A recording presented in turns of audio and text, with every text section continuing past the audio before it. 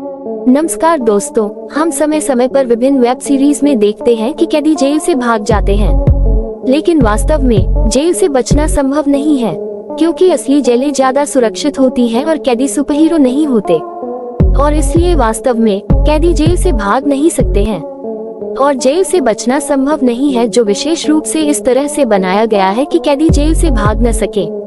नुसरत के साथ पृथ्वी के आज के एपिसोड में हम दिखाने जा रहे हैं कि कुछ ऐसे मुश्किल जेलों से कैदी कुछ ऐसे तरीके अपनाकर फरार हो गए हैं जिन पर आप यकीन नहीं करना चाहेंगे।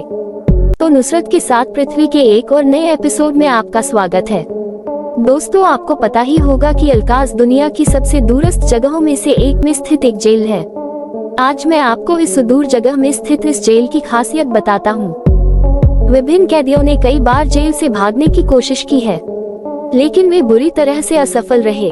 लेकिन कहा जाता है कि 1962 में इस जेल से एक कैदी फरार हो गया था और आदमी के जेल से भागने के तरीकों ने सभी को चौंका दिया। इससे पहले कि हम आपको कैदी के भागने का इतिहास बताएं, मैं आपको इस जेल के बारे में कुछ विचार देता हूँ। जेल 1934 में बनाई गई थी और 1963 में इसे पूरी तरह से बंद कर दिया गया। दोस्तों, आपको जानकर हैरानी होगी कि ये पूरी जेल एक टापू पर बनाई गई थी। ये सैन फ्रांसिस्को के कैलिफोर्निया तट पर स्थित है। इस जेल से समुद्र का किनारा 3 किलोमीटर दूर है। यहाँ तक कि अगर कभी कभी कोई कैदी इस जेल से भागने के लिए जेल से बाहर चला जाता है तो वह इस पानी के लिए बच नहीं सकता था, और इसीलिए इस जेल को एक द्वीप पर बनाया गया था ताकि कोई कैदी भाग न सके। और यह इतना सुरक्षित है कि दुनिया का सबसे प्रसिद्ध जादूगर हुडिनियन जेल से भागने में विफल रहा। लेकिन कहा जाता है कि फ्रैंक मॉरिस नाम का कैदी इस जेल से भागने में कामयाब रहा। कहा जाता है कि इस व्यक्ति का आईक्यू लेवल दुनिया के अरबों लोगों में से एक था। सबसे पहले तो शख्स ने जेल में बंद 2 कैदियों को अपना दोस्त बना लिया। उनके 2 नाम जॉन और फ्लोरेंस थे।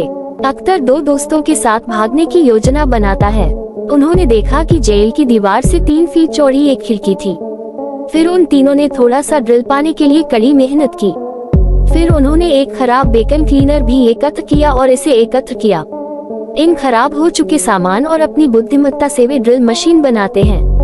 उन्हें ऐसा करने में बहुत समय लगा, इसलिए उन्हें ऐसा करने में लगभग 6 महीने लग गए। फिर उन्होंने उस ड्रिल से अपनी कोशिकाओं की दीवारों को भेदना शुरू कर दिया। हालांकि इस कार्य में उनका मुख्य जोखिम ड्रिल मशीन की आवाज थी, लेकिन उन्होंने पहले से ही एक महान योजना बनाई थी। लड़के ने हर दिन निश्चित समय पर पियानो बजाकर कैदियों का मनोरंजन किया, और यही वे अपनी दीवारों को खोदने के लिए हर दिन कर रहे थे। वो हर दिन एक छोटा सा छेद बनाता था और बाकी समय उस जगह को कपड़े से ढक देता था। उन्होंने एक और महान काम किया। उन्होंने अपने कुछ फटे हुए कपड़ों और बहुत कुछ के साथ 4 अलग अलग मास्क बनाए। इसके बाद उन्होंने जेल के एक अधिकारी का रेनकोट चुरा लिया। वो 1962 में रेनकोट के साथ और एक दोस्त के साथ जेल से भाग गया, क्योंकि फ्रैंक और उसका दोस्त जेल से भागने के दौरान उस छेद से बाहर निकलने में सक्षम थे। तीसरा व्यक्ति बाहर नहीं निकल सका, इसलिए दोनों को उसे वहीं छोड़कर भागना पड़ा। लड़के को मारने के बाद रेनकोट हवा से उड़ गया और पानी में तैरकर भाग गया। उन्होंने इतनी कुशलता से काम किया कि कोई ने उनके काम पर ध्यान नहीं दिया। उन्होंने इस दीवार के रंग का एक बोर्ड भी इकट्ठा किया ताकि कोई भी उस छेद के माध्यम से अपने सेल से बाहर निकलने को समझ न सके। लेकिन उन्हें उस बोर्ड के साथ सेल की दीवार की तरह बनाने के लिए बहुत सारे गोंद की आवश्यकता होती है, लेकिन उन्हें पर्याप्त गोंद नहीं मिला और जेल के निर्माण के दौरान वहां से कुछ सीमेंट रेत ले आए। उनके साथ वे नकली दीवारों के बजाय असली दीवारें बनाते हैं, और इससे उनके लिए बचना बहुत मुश्किल हो जाता है। उनके लिए बचना इतना मुश्किल हो गया कि उन्हें एक दोस्त को छोड़कर भागना पड़ा। कुछ लोगों का कहना है कि दोनों कैदी बीच समुद्र में डूब गए। कई लोगों के अनुसार वे ब्राजील भागने में कामयाब रहे। कहा जाता है कि इस अभागे व्यक्ति को किसी भी जेल में रखना संभव नहीं है। इस आदमी को जेल में रखना दुनिया के लिए भी उतना ही मुश्किल था। किसी अन्य व्यक्ति को जेल में रखना इतना मुश्किल नहीं था। ये व्यक्ति उस समय जापान में था। लोग उसे जादूगर समझते थे। जापानी जेल से भागना बहुत आसान था, लेकिन धीरे धीरे जापान की जेलों को बहुत सुरक्षित बना दिया गया, और उस समय कैदियों का जेल से भागना बहुत मुश्किल हो गया था। लेकिन उस समय आदमी को चोरी और हत्या के लिए गिरफ्तार किया गया था। गिरफ्तारी के बाद उन्हें आजीवन कारावास की सजा सुनाई गई थी। कैद होने के 3 साल बाद उसने अपने हाथ की चाबी चुरा ली और अपना हाथ उतार दिया और भाग गया। लेकिन पुलिस ने उसे फिर से गिरफ्तार कर लिया। बाद में उन्हें फिर से जेल में कैद कर दिया गया। जेल अधिकारियों ने दावा किया कि वह इस जेल से भाग नहीं सकता। दोस्तों, आप देख सकते हैं कि जेल के इस हिस्से में एक एयर बॉल लगा हुआ है और हर दिन वह इस जगह पर उठता है और लीड हासिल करने की कोशिश करता है। लंबे समय तक कोशिश करने के बाद वह एक लीड निकालने में सक्षम था और एक लीड निकालने के बाद उस छत पर लगभग हर लीड ढीली हो जाती है और वह रात में फिर से यहाँ से भाग जाता है।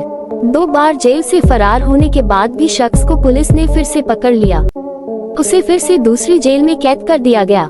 इस जेल से भागना अधिक कठिन था, लेकिन ये जेल भी उसे रोक नहीं सकी।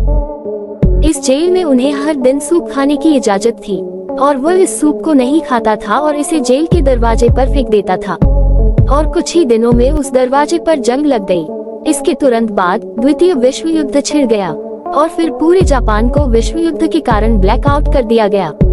इसके बाद यूसी ने दरवाजा तोड़ा और फिर से भाग गया। इसके बाद पुलिस ने उसे फिर से गिरफ्तार कर लिया। अब उन्हें एक जेल में रखा गया था जहां यूसी की रक्षा के लिए केवल 6 गार्ड रखे गए थे। रेलवे अधिकारी 6 गार्डों के साथ अति आत्मविश्वास में थे।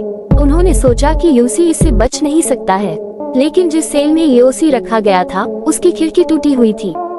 जेल अधिकारियों को इसकी भनक नहीं लगी, क्योंकि उन्हें लगा कि उसकी रखवाली के लिए 6 लोग हैं और यह पर्याप्त है। लेकिन एक दिन यूसी ने अपनी बुद्धिमत्ता दिखाई और सभी को चकमा देकर चौथी बार भाग गया। अगर आपको वीडियो पसंद आया हो तो आप इसे शेयर कर सकते हैं। अगर आप इस तरह के मिस्ट्री थ्रिलर वीडियो को दोबारा देखना चाहते हैं तो मेरे चैनल को सब्सक्राइब करें। धन्यवाद।